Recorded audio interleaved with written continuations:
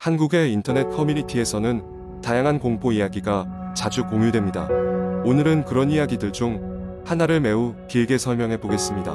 옛날 옛적 강원도의 작은 산골 마을에는 서늘한 바람과 함께 전해 내려오는 특이한 전설이 있었습니다. 마을 뒤편으로 이어지는 깊고 어두운 숲에는 결코 들어가선 안 된다는 것이 마을 사람들 사이에 금지된 법칙처럼 여겨졌습니다. 그 군 사라진 자들의 숲이라 불렸고, 그곳에 들어갔다가 돌아오지 못한 사람들이 너무 많았기 때문입니다.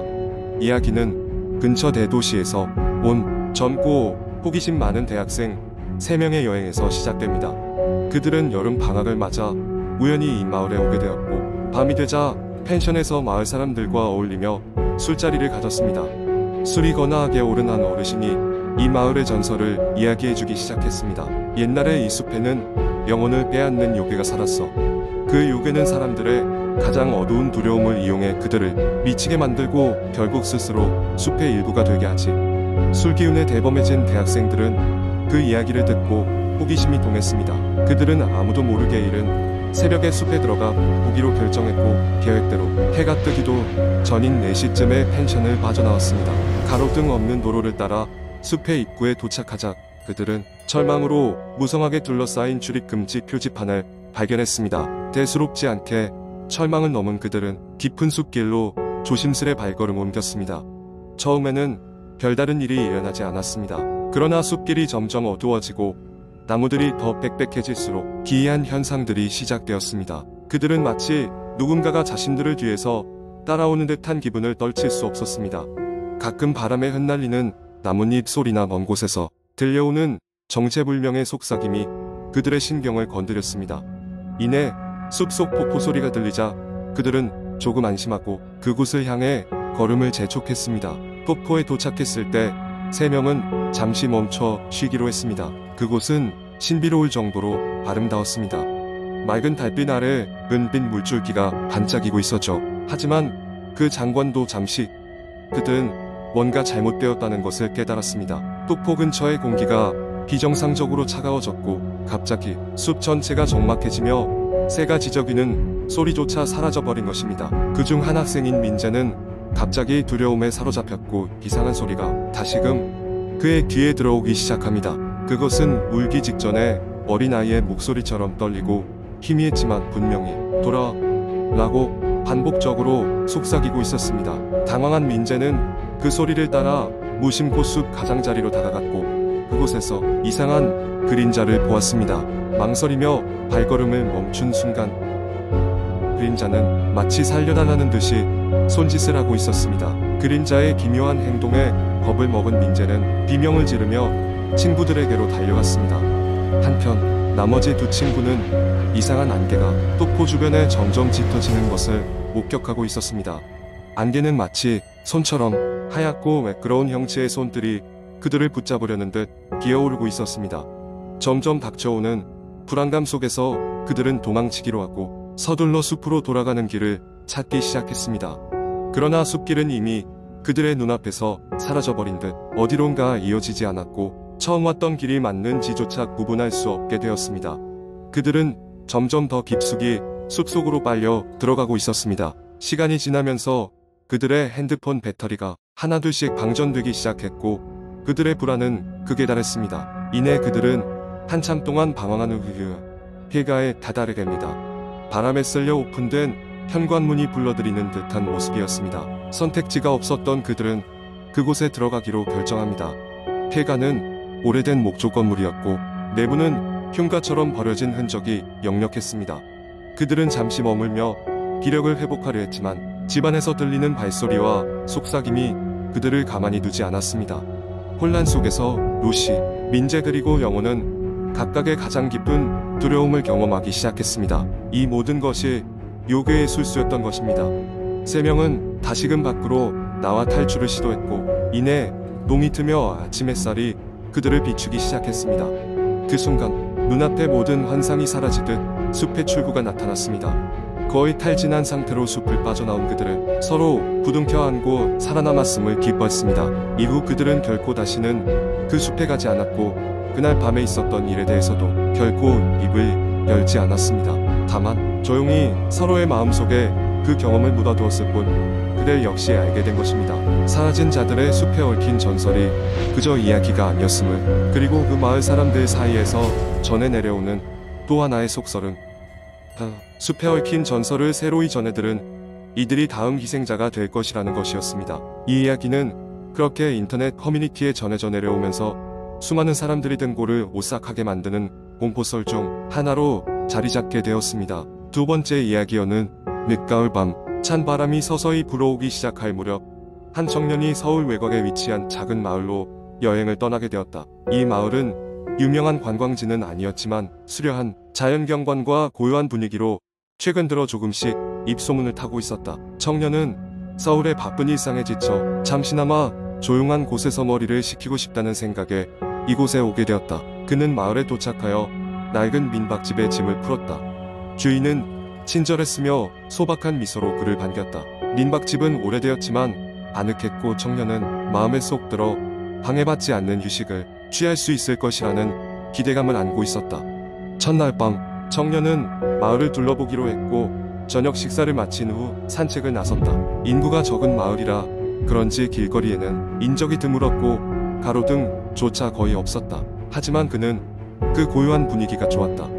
달빛이 비추는 골목을 걸으며 그는 말 그대로 시간이 멈춘 듯한 고요함에 빠져들었다. 그러다 문득 청년은 낡은 성당 하나를 발견했다. 성당은 마치 오랜 세월 동안 아무도 손대지 않은 듯한 모습이었으며 기묘하게도 끌어당기는 매력이 있었다. 그는 안으로 들어가 보고 싶은 충동이 들었지만 성당은 굳게 닫혀 있었다. 대신 그는 주변을 걸으면서 이런저런 생각에 잠겼다. 그런데 마침 기이한 일이 벌어졌다. 성당 근처에선 어디선가 희미한 울음소리가 들려왔다. 처음에는 바람 소리로 여겼지만 그것은 분명한 울음소리였다. 청년은 주위를 둘러보았지만 아무것도 보이지 않았다. 신경 쓰지 않으려 했지만 그 소리는 계속해서 따라왔고 점점 그의 신경을 곤두세우게 했다. 결국 그는 두려움의 발걸음을 돌려 민박집으로 돌아갔다. 다행히 민박집에 도착하자 맹렬했던 울음소리가 멈추었고 그는 무사히 방으로 돌아와 잠자리에 들었다. 하지만 이를 마무리하는 듯한 안도감도 잠시 그는 잠들기 직전 창밖에서 무언가 기웃거리는 소리를 듣게 되었다. 분명 누군가가 창문을 통해 그를 지켜보는 것만 같은 느낌이었다. 그날 밤 청년은 악몽에 시달렸다. 자신이 성당 안에 서 있는 꿈이었는데 어디선가 나타난 그림자들이 그를 에워쌌고 그 울음소리가 다시금 들려오기 시작했다. 깨어나 그는 거센 숨을 몰아쉬며 현실로 돌아왔고 이마에 맺힌 식은땀을 훔쳤다. 아침이 되자 그는 어제 겪었던 일이 이상하게도 명확하게 기억나지 않았고 같은 기분이었다. 하지만 불길한 느낌은 쉽사리 가시지 않았다. 그는 민박집 주인에게 어젯밤의 성당과 울음소리에 대해 물었다. 주인은 순간적으로 당황한 듯 보였다. 잠시 망설이던 주인은 마을 밖숲 속에 있는 성당에 대한 옛 이야기를 들려주었다. 성당은 몇십 년 전 화재가 발생하여 많은 인명피해를 냈고 그 이후로 사람들에게 외면당했다고 한다. 주민들은 화재로 숨진 사람들의 영혼이 여전히 그곳을 맴돌고 있다고 믿으며 한밤중에는 그 근처에 가지 않는 것이 암묵적인 규칙이라고 했다. 청년은 소름이 돋는 이야기에 다시 한번 어젯밤의 일을 떠올려 보았다. 마음 한켠에 불안감을 억누르기 위해 그는 마을을 떠나기로 결심했다. 짐을 정리하고 나서 그는 이곳을 빠져나와 다시는 이곳에 돌아오지 않겠다는 생각을 했다. 청년은 차량에 올라타 마을을 떠났고 서울로 향하는 길 내내 그 울음소리가 다시 들리지 않기를 기도했다. 하지만 어딘가에서 그를 지켜보는 시선은 아직도 꺼림칙하게 느껴졌다. 그리고 그날 이후로 그는 고요한 밤이나 텅 빈 골목을 지나가는 것이 두려워졌다. 결국 여행은 그가 예상했던 것과는 전혀 다른 결말을 가져왔다. 이 이야기의 여우는 그 길고 긴 밤마다 그를 찾아와 그를 깨우곤 했다. 매번 그 울음소리가 들려오면 단지 바람소리라고 위로하지만 가슴 한켠에 남은 두려움은 쉽게 사라지지 않았다. 그리고 그는 아직도 가끔씩 악몽에서 깨어나 창문 너머로 보이는 밤하늘을 바라보며 선명한 달빛을 보면서 마음을 진정시키곤 한다. 세 번째 이야기. 어느 여름밤 나는 친구들과 함께 오래된 한옥마을을 방문하게 되었다. 이곳은 과거의 조선시대 고관 대작들이 살았던 곳으로 역사적인 가치가 높은 곳이었다. 요즘 사람들은 이런 곳에 잘 방문하지 않지만 우리 친구들은 이곳에 숨겨진 이야기가 있다는 소문에 호기심이 발동했고 그날 밤 그곳에 가보기로 했다. 도착하자마자 우리는 마을 안으로 들어갔다. 낡고 어두운 골목길을 따라 걷다 보니 이상하게도 차가운 바람이 불어왔다. 여름인데도 불구하고 그 바람은 마치 겨울의 한파처럼 뼛속까지 스며드는 느낌이었다. 친구들은 농담으로 귀신이 나오는 마을이라 그런 거 아니냐며 웃었지만 나는 어딘가 모르게 불길한 기운을 느낄 수 있었다. 그런데 그때 우리 중 한 친구가 저 멀리 마을 한쪽에 불이 켜져 있는 오래된 집을 발견했다. 우리는 혹시 누가 사는 게 아닐까 하는 궁금증에 그곳으로 발걸음을 옮겼다. 집 앞에 다다르자 스산한 느낌은 배가 되었다. 그 집은 오래된 나무 문짝이 삐거덕거리는 소리를 내며 천천히 열려 있었고 바람에 의해 움직이고 있었다. 잠깐 멈칫했지만 별다른 위험은 없어 보였다. 우리는 집 안으로 들어가 보기로 했다. 어둠 속에서 손전등을 켜자 집 안은 먼지와 거미줄로 가득 차 있었다. 마치 시간에 멈춘 공간 같았다. 거실에는 오래된 가구들이 그 자리를 잡고 있었고 벽에는 큰 초상화가 한정 걸려 있었다. 초상화 속의 인물은 검은 한복을 입은 중년의 남자로 시선이 어디를 보고 있는지 알 수 없어 더욱 으스스한 느낌을 주었다. 그러던 중 한 친구가 저쪽 방에서 뭔가 반짝이는 것을 발견했다.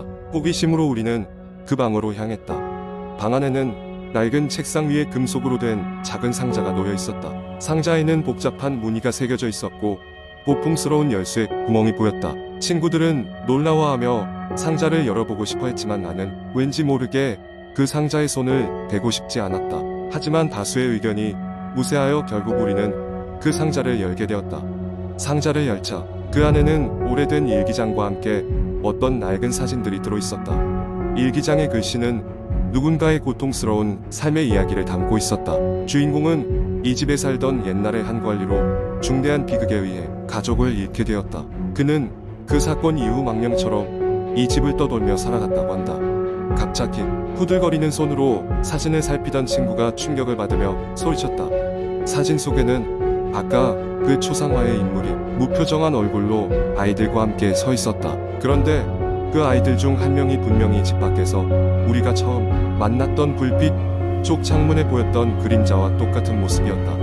우리는 서로를 쳐다보며 당장 이곳을 떠나기로 결심했다. 급하게 집을 빠져나가려는 순간 누군가의 발자국 소리가 계단 아래에서 들려오기 시작했다. 계단을 내려다보니 아무런 모습도 보이지 않았지만 그 발자국 소리는 점점 더 가까워졌다. 공포에 찔린 우리는 필사적으로 밖으로 탈출했다. 밖으로 나와보니 하늘은 어두운 먹구름으로 뒤덮여 있었고 우리의 뒷모습에서는 익숙한 창문 쪽에서 또 다시 미세한 불빛이 흔들리고 있었다. 우리는 그 후로 다시는 그 마을을 찾지 않기로 약속했고 무슨 비밀이 숨겨져 있었는지는 더 이상 알고 싶지 않았다. 이후로는 친구들이 그날의 이야기만 꺼내도 소름이 돋곤 한다.